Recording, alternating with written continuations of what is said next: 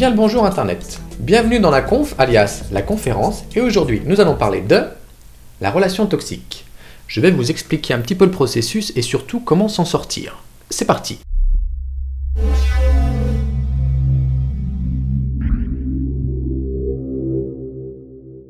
Alors tout d'abord je me présente, je m'appelle Alban Talvinsky, je suis youtubeur sur ma chaîne Point de Vue et les recommandations d'usage sont d'aimer et de partager ma vidéo bien sûr si elle vous plaît. Je vous propose en sommaire une définition avec 3 points essentiels sur la relation toxique, les questions à se poser dans une relation, qu'elle soit saine ou toxique, comment reconnaître une relation toxique, se déculpabiliser et surtout comment s'en sortir. Avant de commencer, je voulais vous signifier que tout le monde n'est pas dans l'empathie. La personne toxique ne veut pas forcément votre bien. Je rappelle que l'empathie, c'est la capacité à s'identifier à autrui dans ce qu'il ressent. L'inverse serait vous prendre pour un objet. Certaines personnes toxiques agissent dans leur propre intérêt. Leur vie tourne autour d'une philosophie assez particulière, c'est-à-dire qu'ils y pensent constamment, H24. De ce fait, ils vous manipulent, ils essayent de vous contrôler et surtout, ils profitent de vous. Voilà les 3 points essentiels sur une personne toxique. Nous allons embrayer directement sur le premier point, donc la définition que je vous propose de la relation toxique. Une relation toxique ou nocive est une relation dans laquelle vous êtes perpétuellement sous pression et malheureux ou malheureuse. Nous sommes dans un processus de cercle vicieux. La toxicité de la relation s'installe petit à petit sans que l'on en soit pleinement conscient ou consciente. Je dis consciente parce qu'il y a également des hommes, des femmes. Cette image de la femme écrasée par un doigt est exactement le reflet d'une relation avec une personne toxique. Elle vous écrase, elle se sent supérieure à vous. Si cela vous arrive, peut-on parler de victime? Oui, bien sûr, on est victime d'une relation toxique. Vous n'y êtes pour rien, et je vais vous expliquer pourquoi. Alors avant de continuer, une relation toxique n'est pas forcément qu'en amour. Une personne toxique peut être un parent, un proche, ou dans votre travail. Dans tous les cas, nous avons affaire à un processus de manipulation. Nous allons décortiquer dans cette définition les 3 phrases. La première, une relation toxique ou nocive est une relation dans laquelle vous êtes perpétuellement sous pression et malheureux ou malheureuse. Alors pour ceux qui me connaissent et qui me suivent un petit peu sur ma chaîne, vous savez que j'aime bien mélanger les concepts. Et en voici un, l'homéostasie émotionnelle perturbée. L'homéostasie, je le rappelle, c'est un processus de régulation par lequel l'organisme maintient les différentes constantes du milieu intérieur. Exemple, la pression artérielle. Votre corps est comme ceci, une pierre en équilibre. Vous cherchez perpétuellement l'équilibre. L'homéostasie s'applique également sur vos émotions. Vous essayez d'avoir une constante dans vos émotions. Parfois la vie est joyeuse, parfois la vie est malheureuse, mais si on fait une moyenne dans la journée, vous recherchez un équilibre constant. Maintenant, si l'homéostasie émotionnelle est perturbée, il y a des conséquences, parce que vous êtes sous pression et malheureux ou malheureuse. C'est-à-dire que si on fait la moyenne de la journée, votre petit bonhomme est dans le moins. Les conséquences d'une homéostasie émotionnelle perturbée, c'est la diminution ou perte du respect de soi-même. Vous avez une perte de votre estime. Il y a également la diminution du sentiment de bien-être. Dans votre tête, vous avez un état dépressif et dans votre corps, vous pouvez avoir des malaises physiques. Vous avez également des problèmes relationnels avec le manipulateur, puisque vous allez vous rendre compte qu'à chaque fois que vous êtes en présence d'une personne toxique, il va falloir peser vos mots, parce qu'elles ont un malin plaisir de retourner vos mots contre vous. Mais nous allons voir ça un petit peu plus tard. Vous avez aussi des problèmes relationnels avec les autres qui ne comprennent pas votre état. Cet état dépressif, cet état de malaise, etc. Vous avez également l'absentéisme élevé avec beaucoup d'angoisse. On va dire que c'est un cercle vicieux qui s'installe. Et pour finir, vous allez avoir des problèmes de santé divers, que ce soit psychologiques ou physiques. Des troubles du sommeil, de la fatigue, des troubles digestifs, voire même de la dépression. Et voire même un état dépressif peut vous emmener au suicide. Beaucoup de personnes ayant eu affaire avec une relation toxique ont forcément eu cette idée de suicide, malheureusement. La deuxième phrase, nous sommes dans un processus de cercle vicieux. Il y a quelque chose qui me dérange un petit peu dans le mot cercle, puisque moi je me représente plutôt comme une spirale. Dans votre relation, donc dans une relation toxique, plus le temps passe et plus vous vous enfoncez, et plus il y aura du mal à vous extirper de la relation. Donc l'idée d'une spirale est plus judicieuse qu'un cercle vicieux. Mais reprenons le cercle, ça va vous expliquer un processus que font toutes les personnes toxiques sur les gens. Dans votre relation avec une personne toxique, vous allez avoir un moment où tout va bien. Puis il va y avoir une phase de tension. Cette tension est bien sûr engendrée par la personne toxique qui est très maligne et vous fait croire que c'est vous qui l'avez engendrée. Ensuite arrive le moment de crise, c'est ce que la personne toxique préfère. J'appelle ça un renforçateur positif pour la personne toxique. Et bien sûr, pour vous récupérer, il va falloir qu'il se justifie. Pardon bébé, je suis désolé, je ne recommencerai plus, tiens voilà des fleurs, un câlin, etc. Et on retourne à tout va bien. Alors pareil, cette deuxième image n'englobe pas forcément tout le processus du cercle vicieux. Mais si on y ajoute le facteur temps, vous voyez ce qui se passe dans votre journée. Le tout va bien en vert, ça vous prend un petit peu de temps. Puis il y a un climat de tension qui va vous accaparer quasiment toute votre journée, un moment de crise, une justification et le tout va bien. Vous comprenez maintenant pourquoi vous avez un état de stress psychologique avec de la dépression, puisque vous êtes perpétuellement en tension. Vous vous rappelez du petit schéma avec de la pierre? Eh bien vous êtes en déséquilibre sur la gauche. Alors ce dernier schéma, ce petit camembert, vous représente une personne dans une relation toxique depuis très longtemps. Une sorte de quotidien, après quelques mois, quelques années. Alors pourquoi vous êtes en climat de tension? Je vais peut-être le répéter plusieurs fois dans cette vidéo, mais une personne saine n'est pas programmée pour faire mal aux autres. Elle est toujours là pour éviter les conflits. Une personne toxique kiffe les conflits. C'est ce qu'elle cherche, c'est son but. Et donc vous emmagasinez, vous absorbez toutes les attaques, toutes les critiques d'une personne toxique, jusqu'à temps que ça explose. C'est normal, on est humain. Et comme nous sommes programmés à éviter les conflits, les crises, on évite au maximum d'arriver sur le rouge. Mais je vais vous donner un exemple très précis. Ce n'est pas parce qu'on se donne sexuellement à l'autre qu'il va se calmer. Bien au contraire. Nous allons terminer sur la troisième phrase. La toxicité de la relation s'installe petit à petit sans que l'on en soit pleinement conscient ou consciente. Alors cette question est inévitable. Comment accepter l'inacceptable? Eh bien tout d'abord, dans l'amour, notre cerveau nous joue des tours. Et c'est une question d'hormones. Notamment la phényléthylamine, présente dans le chocolat. Donc pour moi, le chocolat, c'est l'amour. Il y a également 3 autres hormones, la dopamine, l'adrénaline et l'ocytocine, qui se dégagent à profusion quand on est amoureux ou amoureuse. Ces hormones nous permettent, dans une relation amoureuse et saine, d'accepter certains petits détails. Dans une relation toxique, ces hormones aussi nous permettent d'accepter ces petits détails qui vont arriver de plus en plus. Et justement, j'appelle ça le goutte à goutte. Et là, on va se focaliser sur la personne toxique. Une personne toxique ne va pas se présenter à vous et vous charmer en vous disant dis-moi chérie, tu veux que je t'insulte tous les matins et que je te rabaisse? Elle va pas se présenter comme ça. Elle va arriver plutôt en goutte à goutte, c'est-à-dire qu'elle va répandre un petit peu de toxicité au fur et à mesure, comme vous imaginez votre corps avec une toxine qui se développe et on ne se rend pas compte, parce qu'un goutte à goutte, on ne voit pas le verre se remplir. Mais au bout d'un moment, le verre se remplit. Et comme je vous disais au début, il ne va pas arriver avec une tension toute la journée. Il va venir avec un tout va bien presque aux 3/4 maximum. Il va faire une petite tension, une petite crise, une justification. C'est-à-dire qu'il ne va pas venir en disant désolé bébé, je ne recommencerai plus. Non, un petit câlin suffit et on y retourne. Il va vous tester jusqu'à temps qu'il arrive à ses fins avec une tension perpétuelle. Je fais une petite aparté aussi sur une vidéo qu'a fait Poisson Fécond sur 4 trucs étranges sur la soumission à l'autorité, notamment le concept de faire confiance. Il présente l'expérience de Milgram, dont ce n'est pas forcément le sujet de la vidéo actuelle, mais ça vous explique la perte de la notion du libre arbitre. Et là, bien sûr, il y a Gérard qui arrive et qui dit « ça n'a rien à voir avec les relations toxiques ». Bien sûr que si, on peut faire un parallèle sur la soumission à l'autorité, puisque dans les deux cas, nous sommes dans un processus de manipulation. Merci Gérard. Ensuite, le point 2, les questions à se poser dans une relation. Alors, il y a certaines questions à se poser, même dans une relation saine, et je vous demanderai de jouer le jeu et d'appuyer sur pause sur chaque question que je vais vous poser. Vous devez apporter une réponse vous-même, du style « Qu'est-ce que l'amour pour vous ?» C'est très important de répondre personnellement à ces questions, vous allez comprendre plus tard dans la vidéo. Ensuite, qu'attendez-vous de l'autre? Qu'est-ce que vous en pensez de votre relation?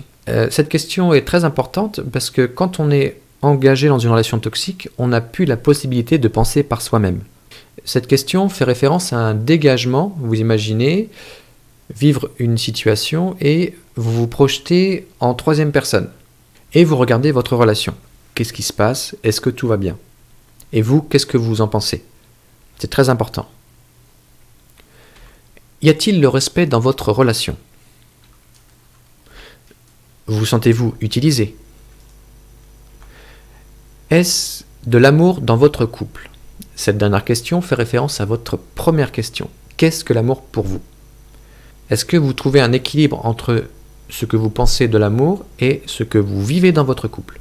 Je vous laisse faire une pause sur ces questions. Prenez vraiment le temps de réfléchir sur ces questions basiques, mais c'est très important. On passe au troisième point. Comment reconnaître une relation toxique? Alors, comment les reconnaître? Je vous présente une personne toxique. Et là, vous êtes en droit de vous poser plein de questions. Alban, comment les reconnaître facilement? Comment les reconnaître d'un coup d'œil? Y a-t-il des détails qui permettent de les éviter? C'est quoi la recette miracle? Eh bien, toutes ces questions, vous les oubliez. C'est clair et net, il n'y a pas de recette miracle. Peut-être si, avec un peu d'expérience, on peut apprendre à reconnaître leur double jeu, mais c'est très compliqué. De premier abord, ce n'est pas possible. Ou alors, si vous êtes fortiche et que vous vous connaissez vous-même, vous allez pouvoir ressentir quelques impressions bizarres avec une personne toxique. Genre, vous voyez qu'elle fait du théâtre, qu'elle n'est pas du tout en adéquation entre ce qu'elle dit et ce qu'elle vous montre. Pourquoi vous devez tirer un trait sur ces questions? Puisqu'en fait, une personne toxique est très habile. Elle ne se dévoile pas si elle n'est pas sûre de vous avoir pris dans son filet. Vous vous rappelez de l'exemple que je vous ai donné tout à l'heure? Ce n'est pas une personne qui va venir de but en blanc et qui va vous dire « Dis-moi chérie, ça t'intéresserait de vivre avec moi et que je t'insulte tous les matins et que je te rabaisse ?» Non, sinon ça serait trop facile et je vous en parlerai pas dans cette vidéo. Alors maintenant, comment réellement les reconnaître? On va pas se focaliser sur la personne toxique, mais on va surtout se focaliser sur vous. Je m'explique. Pour les reconnaître, on va partir du postulat de cette question « Qu'est-ce que vous ressentez ?» Puisqu'en fait, votre corps parle pour vous. Exemple, je suis avec une personne qui me met un petit peu mal à l'aise. Et en fin de soirée, je me sens un petit peu fatigué, exténué et vidé. Puisqu'en fait, on est sur notre garde à chaque instant. Il y a un climat de tension, comme on a vu. Exemple, je mesure à chaque fois mes mots avec cette personne pour ne pas que cette personne les interprète différemment et les retourne contre moi. Je suis donc pas libre de mes pensées. Ensuite, il m'accable d'un stress psychologique. Je me mets à la place d'une femme dans une relation toxique, je n'ose plus le contredire, il me dit que je ne suis pas l'auteur, que je suis bon à rien, me reproche tout et n'importe quoi, ma façon de m'habiller aussi. Son jeu qu'il adore par-dessus tout est de m'ignorer quand j'ai besoin de lui. Ce qui entraîne inévitablement une perte de confiance en soi. Et dans ces moments-là, vous ne vous reconnaissez plus. Vous faites et vous dites des choses qui ne sont plus du tout en harmonie avec vos valeurs. Ensuite, il y a aussi ce sentiment, je me sens toujours coupable. Exemple, je culpabilise constamment, il me reproche de sortir avec mes amis. Il me fait du chantage et dit que c'est à cause de moi. Il me rabaisse et me critique, alors pour le garder, je me tais. Vous voyez, d'une part, vous n'avez pas le droit de penser par vous-même, vous n'avez pas le droit à la parole, et d'autre part, pour le garder, c'est-à-dire qu'il rentre en jeu le sentiment amoureux avec les hormones, vous préférez rester dans un état de tension perpétuelle pour éviter les crises, pour le perdre, parce que pour lui aussi c'est également un moyen de pression, de vous faire croire de partir, mais notamment, il vous fait toujours culpabiliser. Maintenant, quatrième point, il va falloir se déculpabiliser. La culpabilité, qu'est-ce que c'est? C'est un état affectif résultant d'une faute réelle ou imaginaire, ou même n'entretenant aucun rapport avec un fait précis. Pour ceux qui ont compris, bravo, hein. Moi j'ai toujours rien pigé à la définition de la culpabilité. Moi je me fais plutôt cette image d'Homer Simpson avec un ange et un démon. Par exemple, si on fait une action qui n'est pas dans nos valeurs à nous-mêmes, on a toujours un petit ange sur l'épaule qui nous rappelle à l'ordre. Les gens toxiques aiment bien vous faire sentir coupable pour vous garder dans leur filet, puisqu'en fait il y a un auto-sabotage de votre libre pensée. Cette personne malveillante va enlever votre libre pensée et va remplacer cette libre pensée par une pensée modelée à sa guise. Et comme vous êtes en proie à de la culpabilité, vous allez vous auto-saboter. Vous allez culpabiliser perpétuellement parce que vous allez avoir l'impression que tout est de votre faute. Et justement, la personne toxique immisce ce doute en vous. Une autre question en résulte. Alors, si ça m'arrive, est-ce que je suis influençable? Je vais redire une phrase clé. Une personne saine n'est pas du tout programmée à faire du mal aux autres. Et rien que pour une personne saine, de concevoir que quelqu'un peut jouer avec elle est totalement impensable, puisqu'on a plus tendance à faire confiance aux autres. Et ça, ce n'est pas parce qu'on est influençable, c'est parce qu'on est humain. Ensuite, il va falloir changer ce terme qui vous obsède quand vous êtes dans une relation toxique. Toujours, c'est de ma faute, et il va falloir la transformer en « Eh bien, est-ce que c'est de ma faute? Est-ce que ça l'est vraiment? Et surtout, est-ce que je mérite de m'auto-punir et de m'auto-détruire? Va falloir trouver une solution. Et c'est ce 5e point, comment s'en sortir? Regardez bien tous ces mots. Respect, loyauté, fidélité, honnêteté, courage, honneur, persévérance, etc. La première chose que vous devez faire, c'est vous devez prendre conscience de vos valeurs. Alors, vous vous rappelez des questions qu'on avait fait là sur le point 2, je crois, où je vous ai posé des questions, je vous ai demandé d'appuyer sur pause, prenez réflexion sur qu'est-ce que l'amour pour vous, qu'attendez-vous de l'autre, qu'est-ce que vous en pensez de votre relation. Vous avez dû vous projeter sur des valeurs que vous avez en vous. Par exemple, pour moi, l'amour, c'est aimer l'autre comme elle est. C'est être sur le même pied d'égalité, c'est être là pour l'autre et l'autre là pour vous. Et pas que dans un sens, comme dans une relation toxique où vous n'êtes là que pour l'autre. Ce que j'attends de l'autre, c'est qu'elle puisse m'aimer comme je suis. Toutes ces réponses que vous avez eues forment vos valeurs dans l'amour. Mais il y a aussi, vous voyez, le respect, la tolérance, le partage, le courage. Alors prenez aussi un temps sur vous pour voir toutes vos valeurs autres que l'amour, que ce soit sur l'altruisme, sur la bienveillance. Et vous verrez, vous avez pas mal de valeurs. Et ça, c'est vraiment la première chose à faire, puisqu'il va falloir prendre soin de vous. Et si vous preniez soin de vous, vous avez le droit d'être aimé comme vous êtes, vous avez le droit de ressentir le bien-être dans une relation, et vous avez le droit qu'on s'occupe de vous. Puisque c'est en commençant à s'aimer soi-même que l'on se déculpabilise et que l'on prend confiance en soi. Ne soyez pas également trop sévère avec vous. Vous devez avancer prudemment et vous laisser le temps de vous aimer. Ça ne va pas arriver du jour au lendemain. Il va y avoir parfois, bien sûr, des retours en arrière. Votre culpabilité va vous faire céder certaines choses et vous n'allez plus vous sentir avancer. Mais surtout, prenez le temps. Gardez bien à l'esprit que chaque fois que vous agissez par peur ou par culpabilité, vous faites baisser votre estime de vous-même. Et ce n'est pas le but. Je vous ai fait un schéma hypothétique où j'ai fait une dichotomie entre l'amour et la toxicité. Imaginez que ceci est votre conjoint ou votre conjointe. En tout cas, la capacité entre l'amour et la toxicité. On peut voir par exemple que l'amour en bleu, s'il y a une force de 10, votre conjoint n'est pas du tout toxique, puisqu'il ou elle vous aime éperdument. Là, on est vraiment dans du Walt Disney où vous êtes avec la princesse ou le prince. Une relation saine, ça serait plutôt, vous voyez, le palier entre 2 et 3. Votre conjoint ou votre conjointe vous aime également, mais il y a, c'est naturel, une certaine toxicité. Par exemple, de la jalousie, certaines choses, mais il n'y a pas ce processus cyclique entre je vais bien, tension, crise, justification, ou alors ça arrive bien sûr, mais ce n'est pas le sacerdoce de votre relation avec votre conjoint ou votre conjointe. Maintenant, vous voyez que si votre conjoint ou votre conjointe est toxique, palier 4, 5, 6, 7, eh ben, on va dire que l'amour est de moins en moins présent. Et cette question fatidique, va-t-il ou va-t-elle changer? Votre conjoint ou votre conjointe peut changer effectivement si l'amour, la force de l'amour, est plus forte que sa toxicité. On a tous droit à une deuxième chance, on a tous droit à faire des erreurs, mais, mettons ce petit schéma en bas à gauche, attention aux fausses promesses. Et la personne toxique est très très forte en fausses promesses, comme « je vais changer »,« je suis désolé bébé »,« promis je ne recommencerai plus », mais rappelez-vous, on est juste dans le processus de justification pour le tout va bien et recommencer une tension. Je le dis haut et fort, une personne toxique ne va jamais changer. C'est son mode de fonctionnement. Et son réel plaisir n'est pas du tout du fait d'être en amour avec vous, mais plutôt de vous écraser. Ensuite, quelques questions. Vous avez vu que en fait, cette vidéo est vraiment tournée sur plutôt des questions que vous devez vous poser, plutôt que de réponses que je vous apporte. Avez-vous le droit de trouver quelqu'un qui vous aime? Bien sûr, on a tous le droit de trouver quelqu'un sain qui est là pour vous aimer comme vous êtes. Et j'ai trouvé une citation de Jean Serré. Si vous, par exemple, vous mettez fin à une relation toxique, elle dit celle-ci: « On ne met pas fin à une relation toxique parce qu'on n'aime plus l'autre, mais parce qu'on commence à s'aimer soi-même. » C'est pour ça que dans cette vidéo, je veux vraiment vous faire révéler vos valeurs. C'est le plus important pour commencer à vous aimer vous-même. Et ce qui est très juste dans cette phrase, c'est que si on met fin à une relation, ce n'est plus par manque d'amour, bien au contraire, c'est pour se protéger soi-même. Et c'est très très compliqué, mais c'est possible.